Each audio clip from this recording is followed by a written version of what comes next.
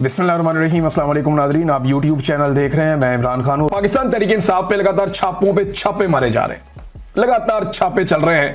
वो Naeem Haider पंजूता TV channel पे बैठे हुए हैं और साथ दिखा रहे हैं, जनाब ये देखें मेरे घर पे छापे पड़ रहे हैं, और बता रहे हैं कि जनाब ये छापे पड़ रहे हैं, पुलिस जा रही है, देखें क्या हो रहा है मेरे घर पे। चादर और चार दीवारी का तकद्दुस पमाल हो रहा है। थोड़ी देर के बाद पुलिस दोबारा जाती है छापे मारने और सारे डीवीआर और कैमरे को तोड़ के उतार के ले जाती है कि जनाब ये तो दिखा देते हैं दुनिया को कि छापे पड़ रहे हैं, लिहाजा ये उतार के ले जाओ। और वार्निंग भी दी जाती है, धमकियां भी दी जाती हैं। तो पाकिस्तान तहरीक इंसाफ पे खास तौर पे पंजाब में चादर और चार दीवारी का तकद्दुस पामाल हो रहा है, और इससे कोई फर्क पड़ता है क्या? इससे कोई फर्क नहीं पड़ता। कितने लोग गिरफ्तार कर देंगे? 5,000, 2,000, 10,000, 20,000। मैक्सिमम लोग जो अब तक गिरफ्तार किए गए वो एक टाइम में को 10 से 12,000 लोग गिरफ्तार किए गए। इससे ज्यादा कैपेसिटी नहीं है हुकूमत की।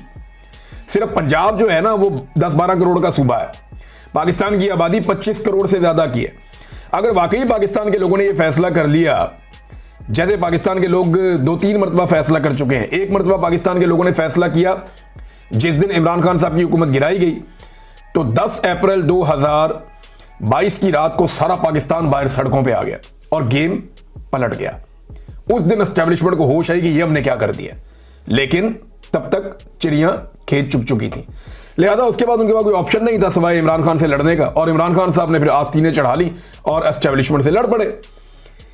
अब मामला यह है कि लोग जैसे उस दिन निकले, जैसे इमरान खान के साथ निकलते रहे, जैसे लोगों ने 8 फरवरी 2024 को अपना फैसला सुनाया निकल के, अगर ऐसे ही लोग 5 अगस्त 2025 को निकल आए, 2 दिन बाकी हैं, तीसरे दिन 5 अगस्त है, अगर लोग निकल आए तो फिर डायनामिक्स चेंज हो जाए, सूरत हाल ही बदल जाएगी, सारा का सारा सिनेरियो चेंज हो जाएगा।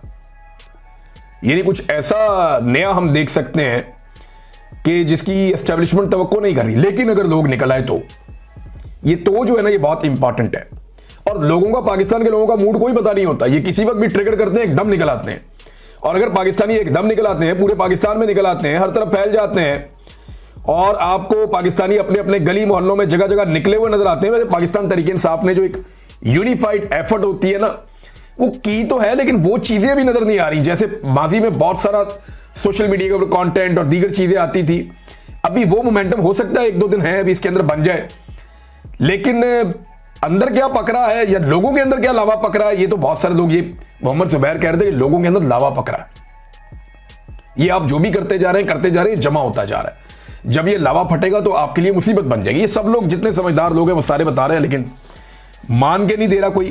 तो देखते हैं कि 5 अगस्त को पाकिस्तानी अपने घरों से बाहर निकलकर आवाज उठाते हैं तो फिर तो गिरफ्तारियां भूल जाएं आप, फिर गिरफ्तारी कहां से हो सकती है। नाज़रीन, जो कुल जमाती कॉन्फ्रेंस की एक मीटिंग हुई है, 2 दिन तक ये मीटिंग चली, उसका मुकम्मल एलामिया आ गया है। उसमें कोई 17-18 पॉइंट्स हैं जो मैं आपके सामने अब रखने वाला हूं, बिल्कुल वन गो में। मैं आपको बताता हूं अपोजिशन किन चीजों में काम कर रही है मौजूदा हुकूमत के खिलाफ। नंबर 1, उन्होंने कहा जी कॉन्फ्रेंस रोकने की जो कोशिश की गई उसकी हम मजम्मत करते हैं। नंबर 2, मईशत तबाह कर दी, किसान तबाह कर दिया, मेहनत कश तबाह कर दिया, तनख्वाहदार इदारों की जो अफराद हैं उनकी मुकम्मल तबाही फेर दी है हुकूमत ने। नंबर 3, इमरान खान और बुशरा बीबी को नाहक कैद में रखा गया है और उनकी रिहाई का मुतालबा किया गया। नंबर 4, जो हाइब्रिड निजाम इस वक्त चल रहा है उसमें अपोजिशन का मुकम्मल खात्मा किया जा रहा है। नंबर 5, नए मिसाके जमहूरियत की पाकिस्तान में जरूरत है, जिसमें सारे सियासी स्टेक होल्डर बैठे और पाकिस्तान को ट्रैक के ऊपर लेकर आए। नंबर 6, इंसानी हकूक की जो पामालियां हो रही हैं पाकिस्तान में, जो पार्लियामेंट और जमहूरियत बेमानी हो चुके हैं, यह नुकता है। अगला नुकता यह है कि जी 1973 के आइन को बहाल किया जाए मुकम्मल तौर पे। अगला नुकता कानून की हुक्मरानी का है। फिर अदलिया की आजादी, खुद मुख्तार इलेक्शन कमीशन और मुनसिफाना इलेक्शन। बलूचिस्तान की खराब सूरत हाल है। उसके बाद अगला नुकता खैबर पख्तूनख्वा की सूरत हाल और कबायली इलाकों की मौजूदा सूरत हाल और ऑपरेशन। फिर ट्रुथ एंड रिकंसिलिएशन कमीशन का क्याम किया जाए पाकिस्तान में, ताकि जिसने जो किया सामने आ जाए। वैसे ये जब भी होगा ना तो सबसे ज्यादा गुनाह मिलिट्री एस्टेब्लिशमेंट के निकलेंगे पाकिस्तान में, उनसे ज्यादा गुनाह, क्योंकि डिक्टेटरों ने तबाह किया इस मुल्क को। फिर पानी की तकसीम का मामला है, वो भी इसमें उठाया गया, बड़ा इंपॉर्टेंट इशू है। इंतकामी कार्रवाइयों का तदारुक किया जाए जो की जा रही है लोगों के साथ। मीडिया की आजादी का एक नुकता इसमें उठाया गया। बैनुल अक़वामी ताल्लुकात के हवाले से भी एक नुकता उठाया गया कि जिस तरीके से पाकिस्तान नीचे से नीचे ही चला जा रहा है, यानी पाकिस्तान को शायद परवाह नहीं है इस बात की, या समझ ही नहीं आ रही कि पाकिस्तान किस तरह डील कर रहा है। मैं आपके सामने भी रखूंगा, आप हैरान हो जाएंगे। खवातीन के हकूक पर भी बात हुई है। तो नाज़रीन, पाकिस्तान ने 4200 अशिया ऐसी हैं, ये खबर आ रही थी और मुख्तलिफ मीडिया ने इसको चलाया भी है। मैं वहीं से ये खबर आपको दे रहा हूं कि पाकिस्तान ने अमेरिका से इंपोर्ट की जाने वाली जो चीज़ें अमेरिका पाकिस्तान को बेचता है उनमें से 4200 ऐसी मसनूआत हैं जिन पे जो टैरिफ है वो बिल्कुल ज़ीरो कर दिया। यानी अमेरिका से आने वाली 4200 ऐसी मसनूआत हैं जिन पे पाकिस्तान ने टैरिफ ज़ीरो कर दिया।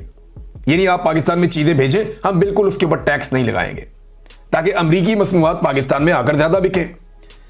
फिर अमरीकी तेल खरीदने का फैसला कर लिया, वो 7-8 गुना दूर से जाके तेल लेकर आएंगे, बजाय इसके अपने करीब से तेल खरीदते ही तो ऐसे ही अपने मोहल्ले की दुकान छोड़ के आप दूसरे शहर जाएं और वहां से डबल रोटी और अंडे लेके आ जाएं। तो ये वाला काम इन्होंने किया है कि ये 7 वाली दुकान छोड़ के वो जा रहे हैं शहर के एंड पे या दूसरे शहर में जाके वहां से अंडे डबल रोटी लेकर आ रहे हैं। वो जितने का अंडे डबल रोटी नहीं है उतने का तो उसके ऊपर वो खर्चा हो जाएगा। बहरहाल खर्चा तो बढ़ना ही बढ़ना है क्योंकि अमेरिका को खुश करना है। फिर पाकिस्तान पे जो अमेरिका ने टैरिफ लगाया वो 19% का लगा दिया, डायरेक्ट लगा दिया, कोई माफी नहीं, 19% का टैरिफ है। हमने 0 कर दिया, उन्होंने 19% कर दिया। मादनियात भी हम दे रहे हैं, हमारा तेल भी वो निकाल रहे हैं, पता नहीं कहां है वो, लेकिन तेल निकाल रहे हैं। और इसके अलावा अमरीकी तेल भी हम खरीद रहे हैं। और फिर सारे मिलकर कहते हैं ये कामयाब मुआहदा है। ये कामयाबी सिर्फ एक चीज की है, ये मुआहदा सिर्फ एक नुक्ते पे कामयाब है और वो ये है कि डोनाल्ड ट्रंप या उसकी हुकूमत पाकिस्तान में इंसानी हकूक के मामलात पे, अपोजिशन को दबाने के मामलात पे और पाकिस्तान के अंदर रूल ऑफ लॉ पे, पाकिस्तान के अंदर आज़ादी इजहार राय पे, इन चीज़ों के ऊपर खामोश रहेगी, इनके ऊपर बात नहीं करेगी। जो इमरान खान के साथ ज्यादतियां हो रही हैं उनके ऊपर इंटरनेशनली कोई आवाज नहीं उठेगी। बस यही एक पाकिस्तान की मिलिट्री एस्टेब्लिशमेंट और मौजूदा रिजीम के सारे स्टेक होल्डर्स की एक ये कामयाबी है। पाकिस्तान के लिए इसमें क्या है, नजर ही कुछ नहीं आ रहा पाकिस्तान के लिए इसमें कुछ। यानी इसके अंदर क्या है, 4200 अमरीकी मसनूआत पे हमने दरामदात पे टैरिफ 0 कर दिया है। जो हम मंगा रहे हैं उस पर टैरिफ हमने 0 कर दिया, अमेरिका को फायदा ही फायदा और पाकिस्तान का 19%।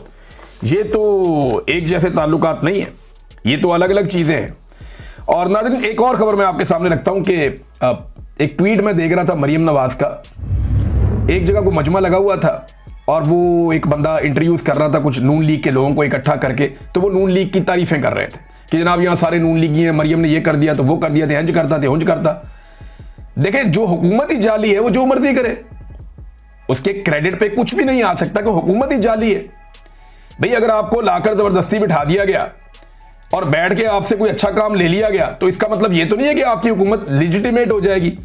अब ये इतने तरसे हुए अपनी तारीफ सुनने के लिए, इतने तरसे हुए अपनी तारीफ सुनने के लिए कि मरियम नवाज ने ट्वीट करके पूछा कि ये जगह कहां पे है, को मुझे बता सकता है ये जगह कहां पे है।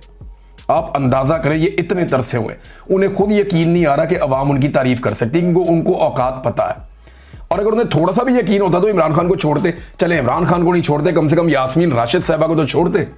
ये कितने जालिम लोग हैं, ये कितने जालिम लोग हैं कि एक खातून को जिनकी उम्र 70 साल से ज्यादा है और वो कैंसर की पेशेंट हैं, वो बीमार हैं, उन्हें ऑक्सीजन की जरूरत पड़ती है, और ये वही खातून है जिसने पूरे खानदान के ऊपर एहसान किया हुआ है, नवाज शरीफ को और पूरे खानदान को अस्पताल में एडजस्ट किया हुआ था, सबको मेडिकल फैसिलिटीज दी हुई थी, सबका ख्याल रख रही थी। ये वही मां है और उसको इन्होंने इस वक्त जेल में बंद किया हुआ सिर्फ इसलिए कि उसका इलेक्शन चोरी किया है इन्होंने। ये उसका सामना नहीं कर सकते, उसके सामने आने से डरते हैं, लिहाजा उस औरत को सामना करने से बजाय ये उसको जेल के अंदर डाले हुए हैं और उसकी जिंदगी से खेल रहे हैं। कैसे बेशर्म लोग हैं। अगर इनमें थोड़ी सी भी मकबूलियत होती या थोड़ी सी भी शर्म होती तो ये कम से कम यास्मीन राशिद साहबा को जरूर छोड़ देते, लेकिन इनके बाद एतमाद ही नहीं है, ये डरे हुए हैं। अब तक के लिए इतनी, अपना ख्याल रखिएगा, अपने चैनल का भी। अल्लाह हाफ़िज़।